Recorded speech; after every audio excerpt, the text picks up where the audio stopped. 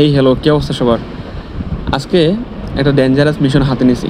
মিশনটা হচ্ছে, গত কয়েক মাস ধরে আব্বা আম্মা বলতেছিল আমাদের এই পুকুর পাড়ে ছোটো আম গাছে একটা ভিমরুলে বাসা বাঁধছে।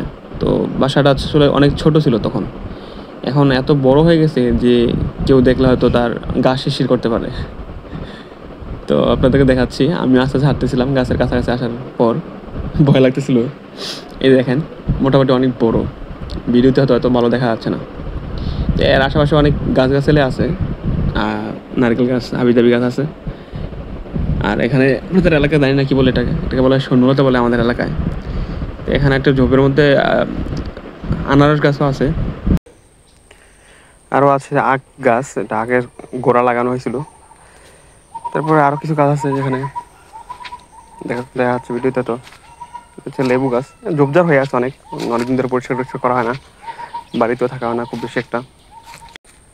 বাড়ির উঠানো অনেক গাছ আছে, এটা একটা বেল গাছ, তারপর নারিকেল গাছ, হাবিজাবি অনেক গাছ আছে। গরমকালে এগুলো আসলে অনেক হেল্পফুল। ওই দিন আকাশটাও বেশ পরিষ্কার ছিল, গরম ছিল অনেক।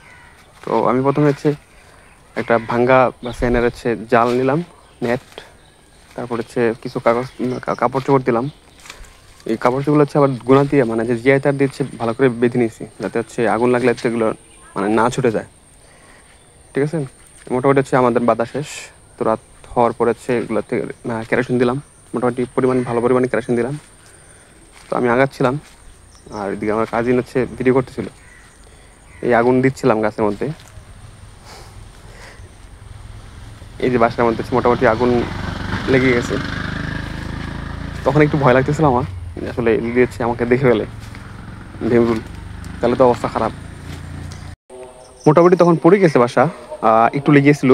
তো আমি তখন ধাক্কা দিয়ে এটা ফেলাই দিয়েছিলাম, তবে একটু খারাপ লাগতেছিল, এদের বাসা করে ফেললাম। তো রাতে আর তখন যাওয়ার সুযোগ হয় নাই। সকালে গিয়েছে এদের 8তলা বিশিষ্ট বাড়িয়েছে, আমরা পানির মধ্যে দেখলাম। তো বলা যায় আমাদের মিশনটা সাকসেসফুল ছিল, আমাদের কোনো ক্ষয়ক্ষতি হয়নি, আলহামদুলিল্লাহ।